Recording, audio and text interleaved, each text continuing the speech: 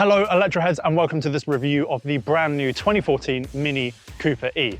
Today, I've not done what most car journalists do. You know, I've not gone for the sporty model, the best trim, all of the beautiful extra bits on the side. I've gone for the basic, entry-level, £30,000 Mini Cooper E classic trim. This is it. It still looks beautiful, it's very bright, but I think if this car can impress me as the basic entry-level model in this brand new Mini Cooper range, then all of the other cars in the range will be able to impress me as well. So, without further ado, let's get in. The Mini Cooper E 2024 is the cheapest electric car in Mini's range, at a starting price of £30,000 or a lease price of around £280 per month. It has a real-world range of around 210 miles in the city or 160 miles for city and motorway driving combined, according to evdatabase.org. With 180 horsepower, its 0 to 60 time of 7.3 seconds is pretty impressive, and its 40 kilowatt-hour battery can be charged to 80% in 30 minutes on a fast charger. Personally, I think it's the best looking Mini Cooper in the marque's modern history. The classic circular headlights keep their place, but aside from that, the car is all clean lines and fresh angles, making it feel almost like a modern day Renault 5 to me. On the inside, it's surprisingly roomy and spacious up front, with good headroom and comfortable seats, though on this entry-level model, the trim does feel a little basic. That said, I'm a huge fan of the circular infotainment form factor, which will no doubt be divisive. It's hugely visible when driving, which makes it useful as a sat-nav, and it's incredibly easy to use. Mini have somewhat listened to the feedback of the entire world and have included a decent amount of physical controls on the dashboard and the steering wheel, so you don't have to try and prod aimlessly at the infotainment system whilst driving.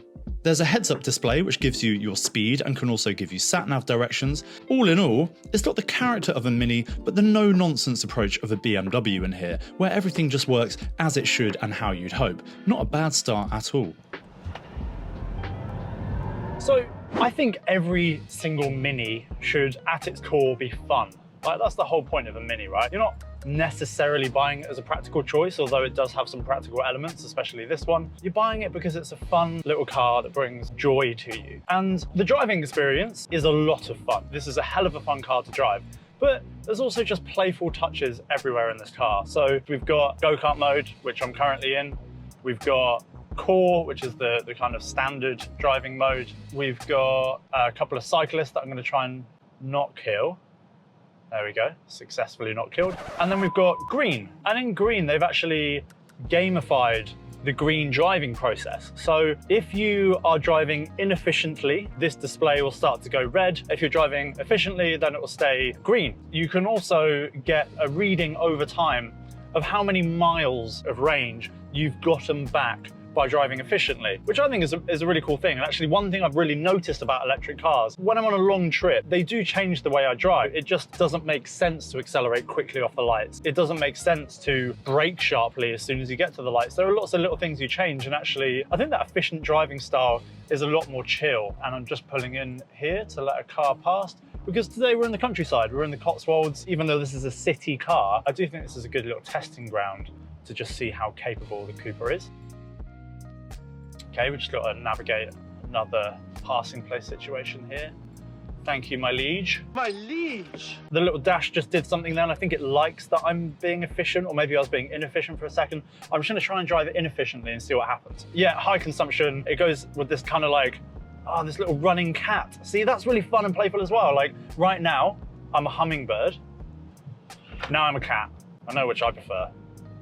It's kind of like making me want to be the cat. Yeah, so fun and playful is the order of the day, I think, in this car from Mini. The amount of spec I think you're getting on the electronic side of things for that 30K is really good. Like, it's similar to what you were getting a few years ago in a BMW 3 Series, and obviously same operating system now. So this is running on BMW's iOS 9, whereas the previous generation of Mini electrics were running on iOS 5. So this is right up to date for BMW, one of the best car companies in the world, right up to date for their current operating system. And actually, as far as car operating systems go, I usually just prefer to use Apple CarPlay or Android. This is actually a really, really neat little OS. So one of the things I'm really impressed about in this Mini is the navigation system and the entertainment system here in the center. It's on a cool little circle, which is fairly unusual, I would say. And it has this cute little character called Spike, who is your personal assistant when you're in the car. So we're just gonna have a little play around with Spike now. First of all, you don't say, "Hey Spike," you say, "Hey Mini." Hey. Hey Mini. Take me to Byberry. Sorry, something went wrong. It's not started well. Hey, Mini. Navigate me to Byberry. After I've just sung its praises. It's not the best start, Spike. Hey, Mini. Navigate me to Byberry near Cirencester. Would you like directions to Bible Society on Stonehill Green in Swindon? Apparently I'm going to the Bible Society, but why not? Yes. Yes, start guidance. Okay, getting directions. We're going to the Bible Society? Yeah. Oh, really? Okay. I'm being told by Meg, camera operator, that the aircon is really loud. So, hey, Mini, turn down the aircon a little bit. Air conditioning deactivated. Right, it needs some finessing. I said a little bit, and it's just turned it off entirely, which is not what I wanted. It's very hot today. Very, very hot. And now we'll do a bit of acceleration test as well. Whee!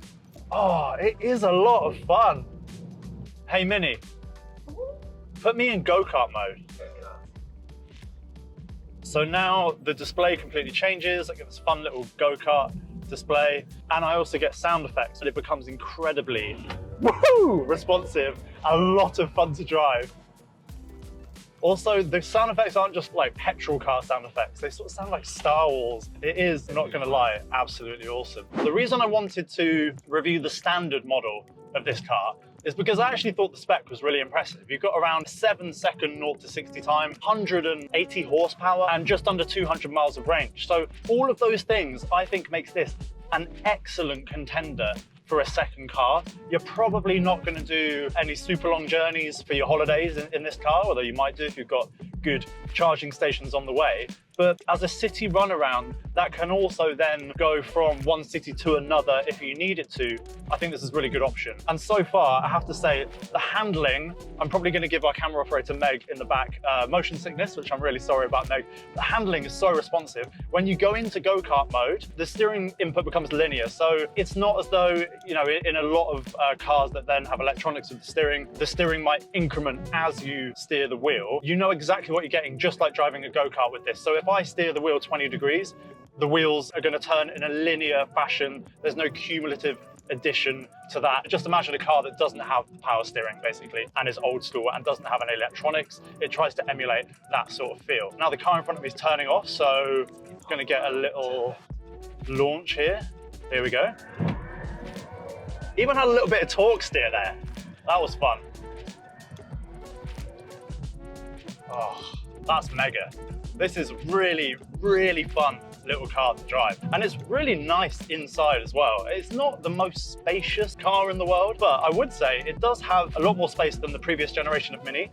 And somehow we are quite close to the ground. So even though we've got that battery skateboard on the bottom, we're actually doing pretty well for space in here. There's plenty of headroom. It's a Mini Cooper. Like, it's not the most spacious thing in the world, but you know, for a small car as a city runaround, it's got plenty. We'll show you the boot space. We've got a couple of lunch hampers in the back that Mini gave us, which is very kind of them. So I'm just gonna jump out now and show you how spacious this car is, which we've got loaded with bags and stuff at the moment. Woo! Right, maybe I'll just drive a little bit more. I'll drive a little bit more. So let's talk about second car credentials. I think boot space is very important when you're buying a smaller car. Even if it's just to get around the city or to go and see people who live in the next town over, you need a bit of boot space. So let's have a look at what we're working with. In the back here, we've got 2 hampers that were very kindly given to us by Mini for lunch. We'll have a look at what's in there in a second. And we've got a bag, and there's still a bit of headroom in there. So decent amount of boot space. The literage will come up on screen right now. But given that this is an electric car and they're usually kind of higher up on the battery platform, so sometimes you do lose a bit of storage, I think this is quite an impressive amount of space so far. And it is a very small car. Like when you're driving it, it feels very small and compact. Should we have a look at what's in the hampers? Because I'm intrigued. Should we go in? Let's do it. Bloody love a hamper. This is very fancy. So, got a little picnic blanket, sparkling water, also known as God's nectar. Why would you drink water that isn't sparkling? It doesn't make any sense to me. Fizzy water, so good. We've got a pack of crisps. Got a bit of lemon drizzle cake, it looks like, with half a strawberry for our 5 a day. 3 sausage rolls. And I'm guessing in here, some kind of sandwich, very intricately packed. Oh yeah, sandwich. It's like a BLT ciabatta. So look, 2 hampers in a bag in the back and we've still got more room. Plus the literage of space on this car massively increases if you put the back seats down. So all you need to do is just, I'm gonna be honest with you, this is not the most graceful series of events. So you pull the front seat forward, you gracefully get in the back, and then you pull the back seats down. And then we'll go around the, I'm stuck. Oh my God, we'll go around the back again.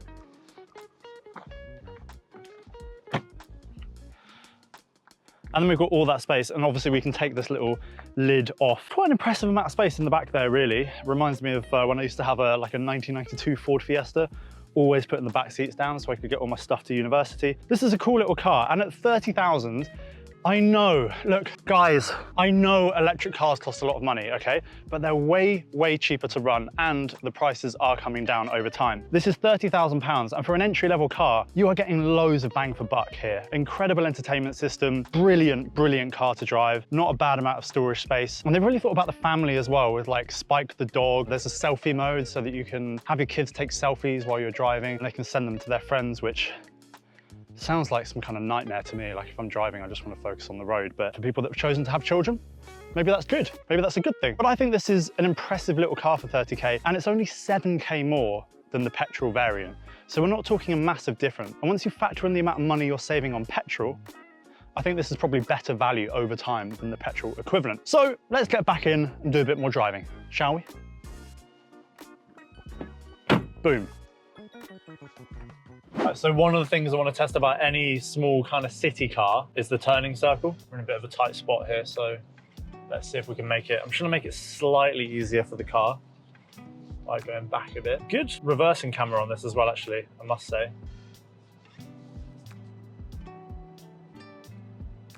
That's quite a wide turning circle. That's a little bit disappointing, BMW Mini. Not too bad though. And then I still get reverse camera for a while as I take off.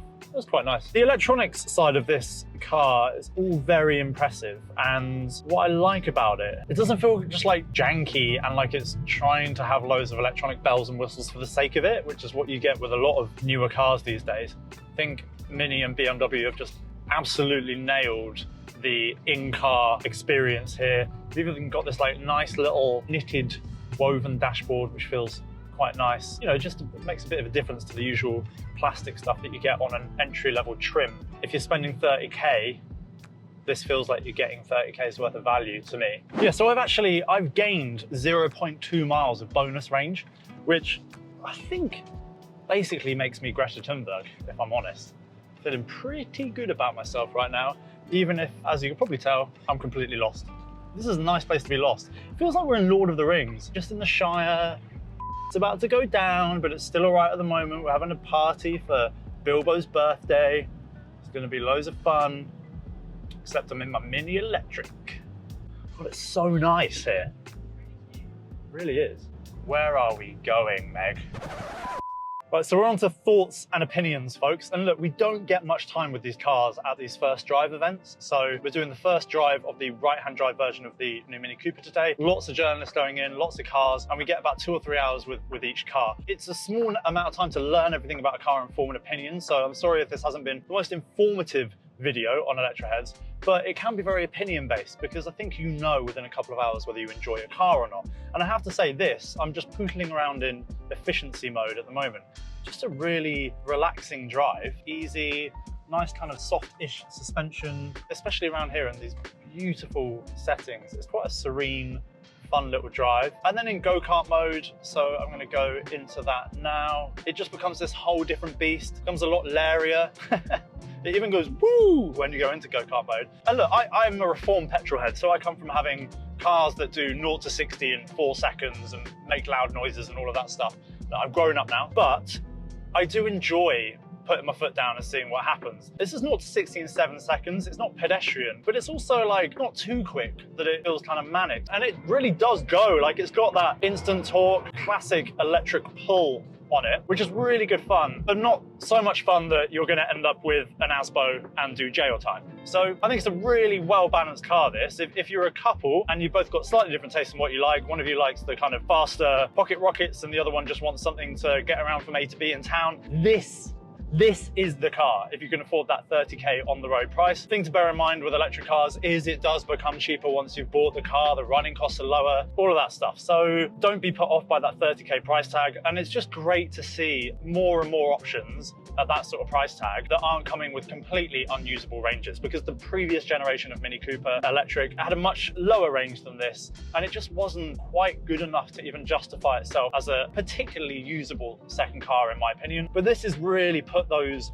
wrongs right. It's built on an original electric platform, so it's not a petrol platform re-gutted to become electric, and it just handles really well. In fact, I can't think of an electric car that I've driven other than the Audi e-tron GT, which is, you know, pushing 100k, that I prefer to drive more than this. It's just so responsive. I really want to chuck it into this bend, but I'm worried about Meg in the back, our camera op, but let's go for it. Oh, yeah, it does. It's got that little bit of electric roll on it because it's, you know, it's fairly heavy, but beautiful car to drive. So as I said, we don't get loads and loads of time on these first drives. So if you are left with any questions, I am more than happy to answer them. Woe is me.